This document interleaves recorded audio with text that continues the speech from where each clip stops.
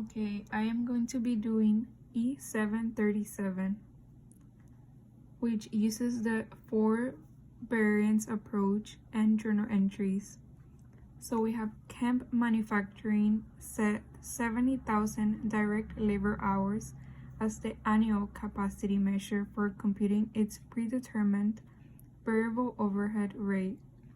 At that level, budgeted variable overhead costs are $315,000.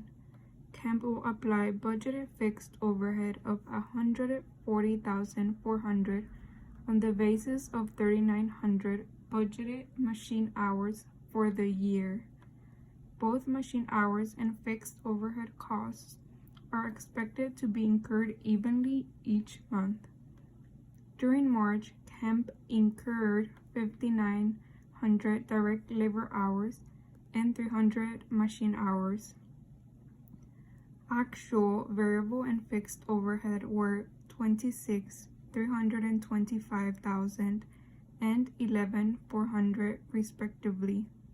The standard times allowed for March production were 5,980 direct labor hours and 290 machine hours. It is important to read here that incurred means actual direct labor hours, and the standard times is equal to the standard quantity. So we're going to use the 4 variance approach to determine the overhead variances for March. So we are going to start with variable overhead so we don't get confused with the fixed. And we are going to draw our diagram here, and it has actual variable overhead on the left, budgeted variable overhead on the middle for the actual activity, and the applied variable overhead for standard quantity on the right. One way to remember this is that we have our, for example, manufacturing overhead T account, and our actual overhead is on the left. So here we have our actual variable overhead on the left, and our applied overhead is always on the right. So we have our applied variable overhead on the right of the diagram.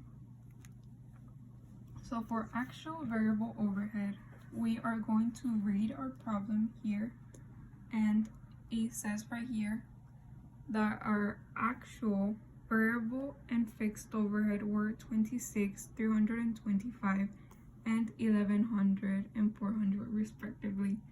So we are focusing on the variable. So our variable overhead is $26,325, and that is our only number for the actual variable overhead. For the budgeted variable overhead based on the actual activity, we are going to use our standard price times the actual quantity, because it says right here the actual activity. So first we have to compute their standard price, or our predetermined variable overhead rate, however you want to call it, which, if you can see here on page 715, we are going to use this formula right here that we always use for the variable predetermined overhead rate. So we have the budgeted variable overhead cost divided by the budgeted direct labor hours, which is going to be equal to, it says right here, the budgeted variable overhead costs are $315,000 divided by the 70,000 direct labor hour basis, DLH, and that is going to give us a predetermined variable overhead rate of $4.50, which is going to be our standard price in our formula here, times the actual quantity.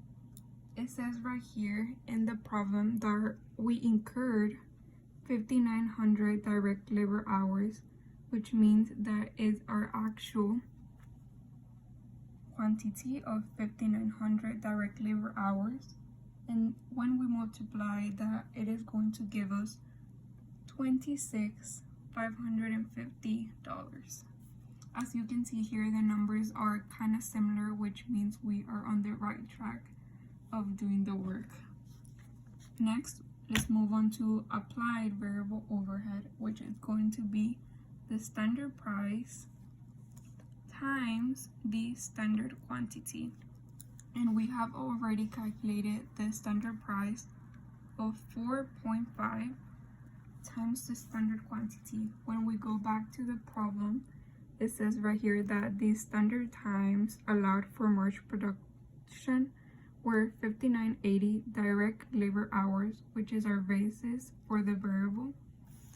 So we are going to multiply 4.5 times 5980, which is going to give us an equal of $26,910.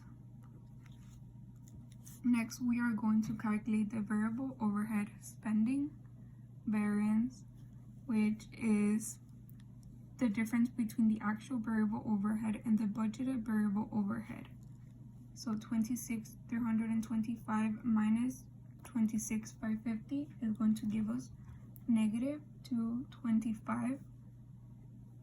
Whenever we see the negative, it is favorable, which also means a credit, because our actual overhead was lower than our budgeted overhead, which means our production costs were less, so it's a good thing. The variable overhead efficiency variance is going to be calculated by the difference between the budgeted and the applied variable overhead, which is these two numbers here, and it's going to give us a negative 360 favorable credit, because our actual quantity was lower than the standard quantity, which is a good thing because we spent less money on that. And then to calculate our total variable overhead, we add these two numbers, 225 and 360, and it is going to give us a negative 585, which is a favorable credit. But since it can also be calculated by doing actual variable overhead minus the applied variable overhead, it is going to be a favorable because it is going to be over applied because the applied variable overhead was greater than our actual variable overhead. Okay, so now let's move on to the fixed overhead, and we have the actual fixed overhead on the left, and as you can see here in the problem, the actual fixed overhead was 11,400, and that's the only thing we gotta do on that. And on the budgeted, it's going to be a little different from the variable one, so you gotta watch out for that. So as you can see here on page 717 of the book, our middle column of the budgeted fixed overhead stays constant regardless of the actual quantity or the standard quantity. That means we gotta take the annual fixed overhead of 140,400 and divide it by 12, because the 140,400 is for the whole year. That gives us 11,700, and then that is the number for the budgeted fixed overhead. So just remember that the budgeted fixed overhead is different from the budgeted variable overhead. And then we're going to move on to the applied variable overhead, which is our standard price times standard quantity, same as variable overhead. So we have to calculate our standard price for the fixed overhead. Standard price is going to be equal to our budgeted fixed overhead of 140 divided by our 3,900 basis machine hours for the year. That is going to give us a $36 standard price. We gotta multiply that by the standard quantity, which we get here on the problem. Standard times allowed for March were 290 machine hours. So that is our standard quantity. When we multiply those two together, we get 10,440, and that is the number for the applied fixed overhead. Next, we are going to calculate the fixed overhead spending variance, which is the difference between the actual and the budgeted fixed overhead. You get 11,400 minus 11,700. And you get negative 300, and the negative means a favorable, which is a credit because we spend less than what we expected to. Our volume variance is calculated as the difference between the budgeted fixed overhead and the applied fixed overhead. So we have 11,700 minus the 10,440, and that gives us a positive 1,260, which means it is an unfavorable variance and it is a debit.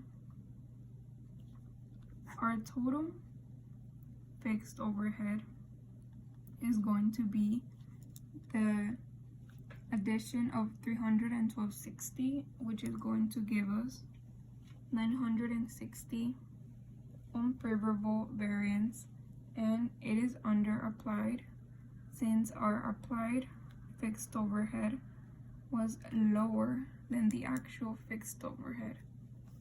And now we are going to move to part B, which is the journal entries. So here we have, you can refer to page 721 of the book, which gives you the examples needed to make the journal entries for any problem. So first we have to record the actual overhead cost for March. And as you remember, the actual is always on the left side of the T account. So we are going to debit fixed manufacturing overhead control and variable overhead control for the numbers here on the actual and on the actual variable and fixed. And I did the fixed first because we're doing them alphabetically if the exam tells you to.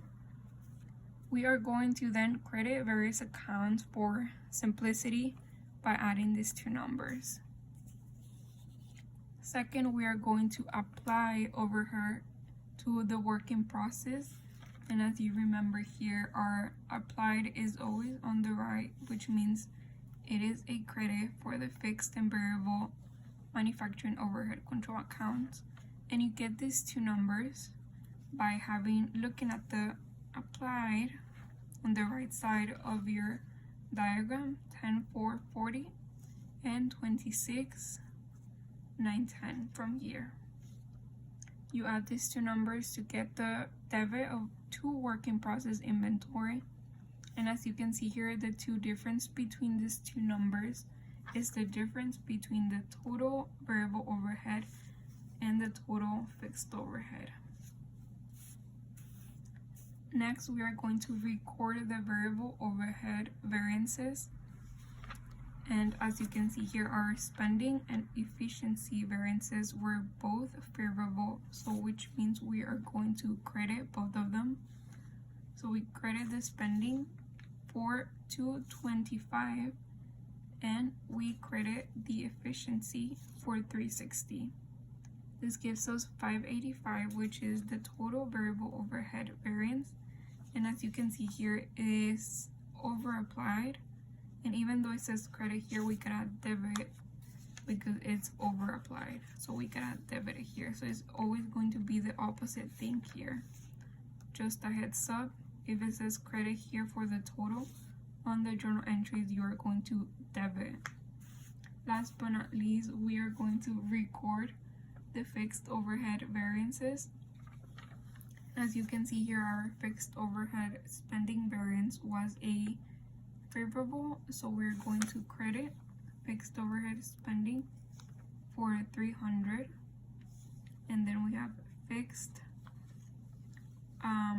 overhead for the volume variance, which is an unfavorable debit of 1260, and our total fixed overhead of 960 is going to be credited to the fixed manufacturing overhead control. And as I said, for the variable one, it is under applied, and unfavorable means a debit, but since it's under applied, we gotta do the opposite of the debit and credit it to fixed manufacturing overhead control. That is it.